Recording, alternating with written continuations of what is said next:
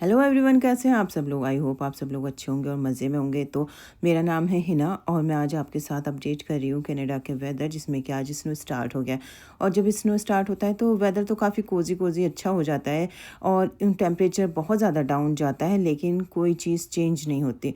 तो एक्चुअली होता क्या है, टेम्परेचर कितना भी डाउन जाए, कितना भी माइनस में जाए, लेकिन यहाँ पे ऑफिस, बच्चों की इवन स्कूल, किसी में चेंज नहीं आता। इवन किंडरगार्टन के बच्चे भी अपने रेगुलर बेसिस, जो रेगुलर टाइमिंग होता है उसी टाइम के अकॉर्डिंग स्कूल जाते हैं। बस ये है कि थोड़ी आउटडोर एक्टिविटी कम हो जाती हैं। लेकिन बच्चे स्कूल होते हैं तो अनटिल -20 नहीं जाता जब तक बच्चों को वो बाहर एक्टिविटी कराते हैं।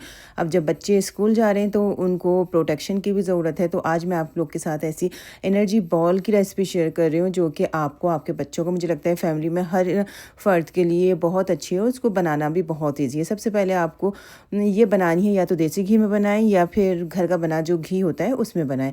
तो मैंने सबसे पहले देसी घी लिया 2 चम्मच, उसमें मैंने डाला ये गोंद। गोंद को बस हल्का सा क्रैकल होने दें, उसको आप निकाल लें।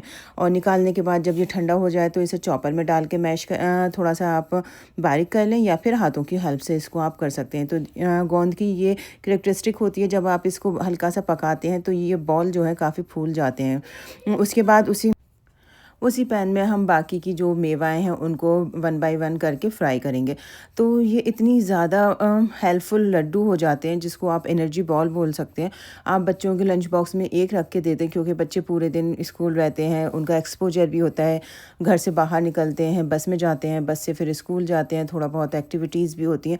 तो बच्चों को एक कोटिंग सी हो जाती है, जिससे कि उनको सर्दी खांसी इन सारी चीज़ों से बचाया जा सकता है और उनमें एनर्जी भी रहती है। उसके बाद मैंने लिए मखाने। मखाने मेरे पास थोड़े कम हैं, आपके पास अगर ज़्यादा है तो आप इनको बढ़ा सकते हैं।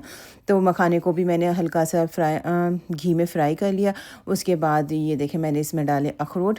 अखरोट बस आपको इतना करना है कि इनकी एरोमा ना ख़त्म हो, और बहुत हल्का सा सॉटे टाइप का करके उसके बाद काजू डाले, बादाम डाले। आप क्वांटिटी कम ज़्यादा भी कर सकती हैं। अगर आपको किसी चीज़ का टेस्ट ज़्यादा अच्छा लगता है तो आप उसके अकॉर्डिंग भी कर सकती हैं, लेकिन बस जो इंग्रेडिएंट हैं वो सारे यही होने हैं।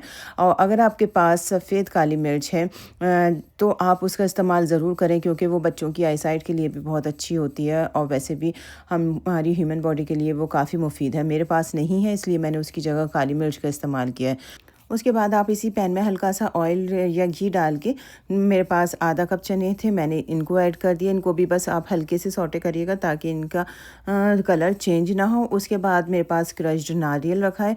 इसमें मैंने एक कप के करीब ये नारियल लिया है। इसको भी बस हल्के से हमें मिलाते रहना है, और याद रखें कि इसको चलाते रहिएगा, अदरवाइज़ ये बहुत जल्दी जाती हैं। ये सारी चीज़ें बड़ी डेलिकेट सी होती हैं, तो इसे बस आपको स्टर करते रहना है। उसके बाद जब ये सारी मेवाएं मेरी फ्राई हो गई तो मैं सबको एक बड़े बर्तन में डाल के रखती गई। थोड़ी सी ये ठंडी होंगी तो मैं इन्हें बारीक बारीक चॉप कर लूँगी। आप चाहें तो मिक्सी में डाल के इन्हें ग्राइंड भी कर सकते हैं। उसके बाद मैंने लिया एक पैन, और मेरी सारी मेवाएं थी आधा किलो के करीब, तो उसके अकॉर्डिंग मैंने घी लिया और मैंने मेवाओं के हाफ़ क्वांटिटी का इसमें मैदे का आटा डालना है, जो हमारा रिफ़ाइंड फ्लोर होता है वो। तो मैंने उसमें 2 कप के करीब 250 ग्राम ये रिफ़ाइंड फ्लावर डाला। इससे क्या होगा कि जो वॉल्यूम है वो भी बढ़ जाएगा, और एक बाइंडिंग का भी काम करता है ये। और इसमें आप 4 मग्स हैं, या आप अगर अलसी डालना चाहते हैं, जो भी आप सीड इंक्लूड करना चाहते हैं वो इसमें डाल सकते हैं, पम्पकिन सीड वगैरह जो भी आप चाहें। इस पॉइंट पे इसमें चॉप करके या ग्राइंड करके अच्छे से मिक्स करके डाल लें। तो जब आप मैदे को फ्राई करें तो ध्यान रखिएगा कि इसको आपको स्टर करते रहना है और कंटिन्यूअसली चलाना है, अदरवाइज़ इसमें लंप बन जाएंगे और ये जल भी बहुत जाता है। इसलिए इसको बहुत स्लो फ्लेम पे रख के आपको चलाना है। तो इस तरह से आप इसको पकाएंगे। और बाकी के जो आपके ड्राई फ्रूट्स हैं, मैंने चॉपर में डाल के उनको बहुत फाइनली चॉप कर लिया। आप चाहें तो मिक्सी की हेल्प से इसको ब्लेंड कर सकते हैं, जो भी आपके लिए इजी हो वो करें। तो सबसे पहले ये गोंद था, जिसको मैंने इस तरह से अलग कर लिया, क्योंकि गोंद फिर बाकी सारी चीज़ों के साथ चिपकता है। उसके बाद मैंने ये ड्राई फ्रूट्स जो कि फ्राई करे थे घी में, इनको मैंने चॉपर की हेल्प से इस तरह से चॉप कर लिया।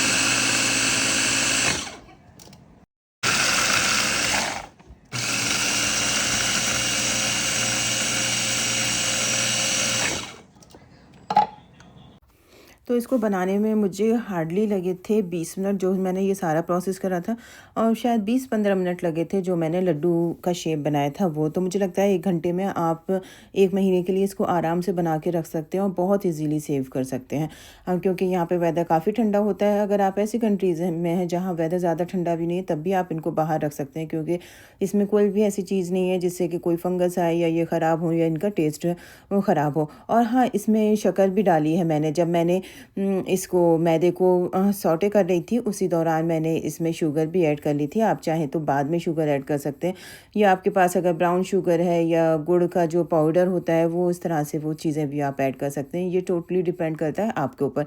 लेकिन ये थोड़े से क्योंकि एनर्जी डेंस होते हैं, तो इसमें हम थोड़ा सा कैलोरीज़ वगैरह को आराम से ले सकते हैं।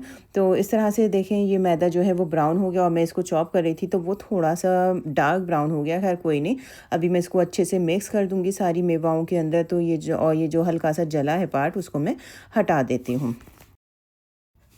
और इसको अच्छे से मिक्स करने के बाद आप इस टाइम पे थोड़ा सा लेकर टेस्ट कर लें कि इसका जो मीठा है, शुगर लेवल है, वो ठीक है या आपको इसमें ज़्यादा करना है।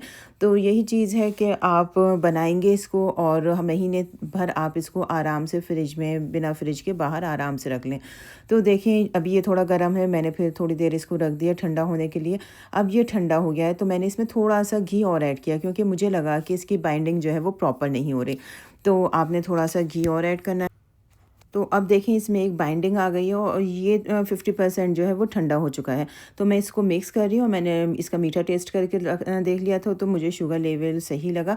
और इसमें हल्का सा आप चाहें तो नमक भी ऐड कर दें, क्योंकि नमक से जो मीठा होता है वो बहुत खिल के आता है और बहुत टेस्ट को इन्हेंस करता है। तो इस तरह से देखें, फिर आप अपने हाथ पे थोड़ा सा ऑयल लगाएं या घी लगाएं, और जिस साइज़ के भी आपको लड्डू बनाने हैं उस साइज़ का आप बॉल लें और उसको बनाते जाएं। तो मैंने यहाँ पे 2 डिफरेंट साइज़ के बनाए, एक छोटे और एक बड़े, क्योंकि छोटे जो हैं वो बच्चों के लंच बॉक्स में रखने के काम आते हैं, क्योंकि अगर ज़्यादा बड़ा हो जाए तो बच्चे वो भी नहीं खा पाते।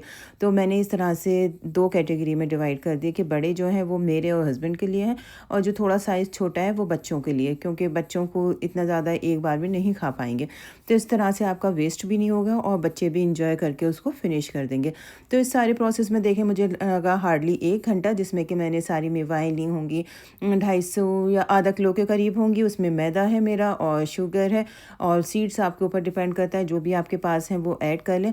और आप 1 घंटे के अंदर 1 महीने के लिए इन सारी चीज़ों को बना के आराम से बहुत सेफली रख सकती हैं। घर में आप फ्रिज में रखें या फ्रिज के बाहर रखें। और सुबह में अगर आप इसको दूध के साथ लेती हैं तो ये बहुत ज़्यादा आपकी बॉडी को एनर्जी प्रोवाइड करते हैं और ठंड से भी बचाते हैं। अगर सुबह में नहीं ले पा रही या फिर शाम में आप ले लें, दूध नहीं लेते चाय के साथ या फिर ऐसे ही आप खा लें इसको, तो आपकी बॉडी बहुत ज़्यादा एक्टिव भी रहेगी और सर्दी से भी बची रहेगी। और इसके अलावा जो इसमें मखाने वगैरह हैं, ये कमर दर्द के लिए, जोड़ों के दर्द के लिए बहुत ज़्यादा बेनिफिशियल हैं। तो इस तरह से हमारे घर में जब हम इंडिया में थे तो हर साल ये बनते थे। तो लास्ट ईयर में बना नहीं पाई, कुछ बिज़ी थी मैं, लेकिन इस बार मैंने सोचा कि इनको ज़रूर बनाती हूँ। और देखें, 1 घंटे में मैंने बना के रख लिए हैं और बच्चों को भी काफ़ी पसंद आएंगे ये, और बड़ों को तो खैर ये चीज़ें अच्छी लगती हैं। तो बस ये तो हो गई सर्दी की थोड़ी सी तैयारी। और अब इन सबको करने के बाद हमें 5 बजे जाना है एक बर्थडे पार्टी में। और ये बर्थडे पार्टी जो मेरी एक फ्रेंड है जो बेकिंग करती है, उसके घर है। और उसके घर स्पेशलिटी है कि वो जो केक और डेज़र्ट होती है वो अपने हाथ से बनाती है, हर चीज़ वो अपने हाथ से रेडी करती हैं और बहुत अच्छी डेकोरेशन होती है। तो इस बार उनकी बर्थडे पार्टी की थीम है स्पाइडरमैन। तो चलते हैं, मैं आपको उस पार्टी में ले चलती हूँ। और जाने से पहले मैंने, बच्चों ने, हस्बैंड ने, सबको इसको एक एक लड्डू चाय के साथ खाया। और ये एनर्जी बॉल इतनी ज़्यादा अच्छी थी ना कि अल्हम्दुलिल्लाह बच्चों को भी पसंद आ गई। अब मैं इनको बिना परेशानी के इनको बच्चों को भी रख सकती हूँ। और इसमें आप तिल भी मिला सकते हैं, चाहे वाइट तिल मिलाएं या फिर काले वाले तिल, जो भी इजीली अवेलेबल हो आप उनको मिला के उसको बना सकते हैं। तो अब बस हम लोग बाहर आ गए थे पार्टी के लिए। और देखें, जैसे मैं बता रही थी कि ये सारा जो है, जो जिनके यहाँ पार्टी है उन्होंने खुद से सारी चीज़ें बनाई हैं। डेकोरेशन करना, पूरी कुकिंग करना, बेकिंग करना, it's not a easy task. लेकिन वही है कि जब हम लोग बाहर होते हैं, सारी चीज़ें अपने आप आ जाती हैं। और स्पेशली जब आप अपनी फैमिली के लिए, अपने बच्चों के लिए, अपने हस्बैंड के लिए कुछ करें तो उसमें डेडिकेशन और मोटिवेशन बहुत ज़्यादा होता है। हम लोग चाहते हैं कि सारी चीज़ें हम अपने हाथ से करें, तो बस वही चीज़ है। तो इस तरह से यहाँ पे इन्होंने स्पाइडरमैन थीम रखी है और इनफैक्ट यहाँ पे रियल स्पाइडरमैन भी आया था। हाँ जी, एक्चुअली ये स्पाइडरमैन मैस्कट था जो कि बच्चों के साथ काफ़ी इन्होंने बच्चों को काफ़ी इंगेज रखा है। एक्चुअली बच्चों के साथ काफ़ी अच्छे गेम खेले, काफ़ी अच्छी परफॉर्मेंस दी इन्होंने। और सबसे बेहतरीन बात कि बच्चे बहुत ज़्यादा बिजी रहे, बच्चों ने बहुत ज़्यादा एंजॉय किया। और आप देखें ज़रा कि क्या क्या बनाया है इन्होंने।